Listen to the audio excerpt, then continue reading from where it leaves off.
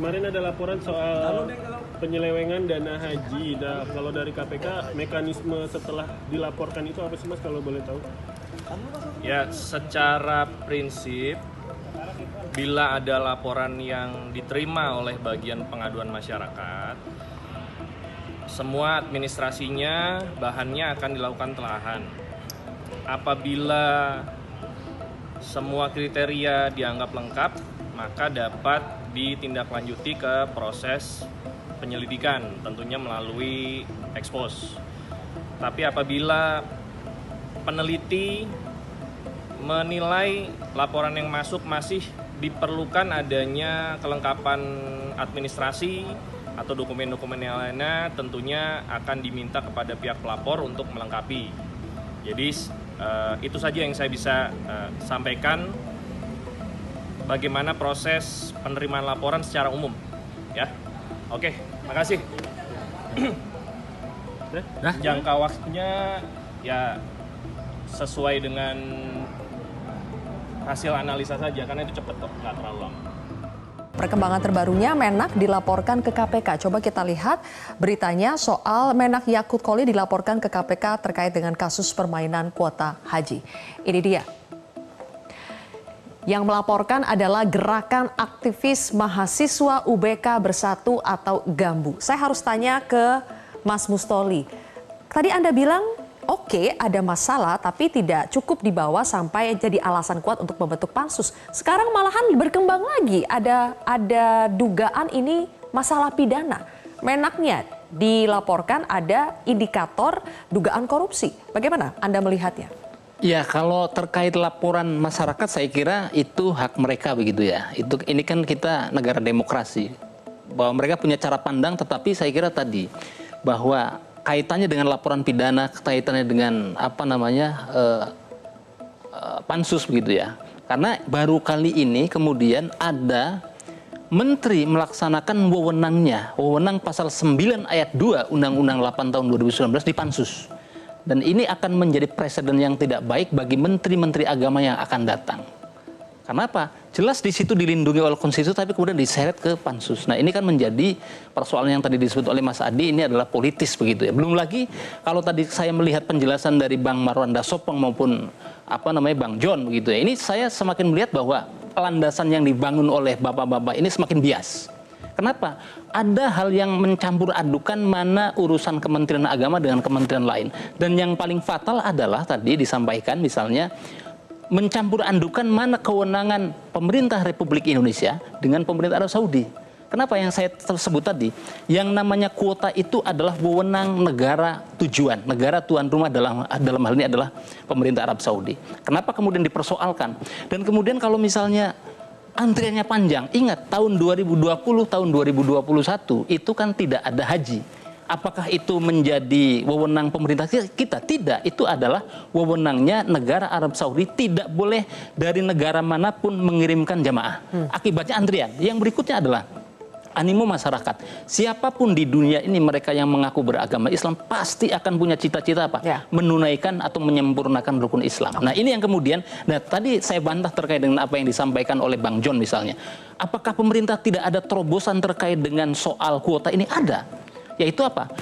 Ada satu peraturan Menteri Agama yang menyatakan bahwa orang yang tahun ini misalnya berangkat haji itu tidak boleh mendaftar selama 10 tahun. Dan kemudian Menteri PMK Pak Muhajir Effendi bahkan kemudian sedang mendorong secara serius bahwa harus ada aturan dalam undang-undang bahwa yang namanya haji itu harus dibunyikan dalam undang sekali seumur hidup. Sehingga ini kemudian memberikan bahkan teman-teman DPR yang waktu itu tidak terduga, saya lupa siapa yang menginisiasi, yaitu adanya visa mujamalah.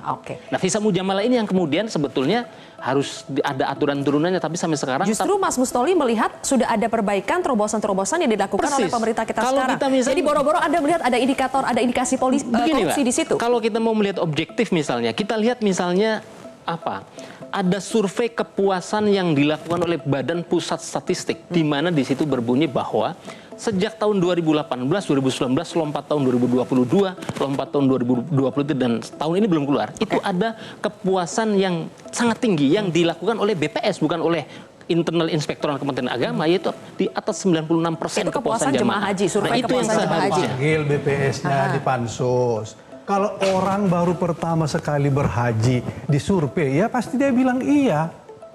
Tapi kalau orang yang kemarin ada perbandingan, kalau nggak pernah berhaji disurvei, ya pasti dia bilang.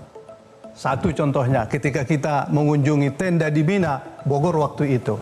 Besoknya itu pemerintah intimidasi itu, ketua tenda itu, supaya mohon maaf, salah paham.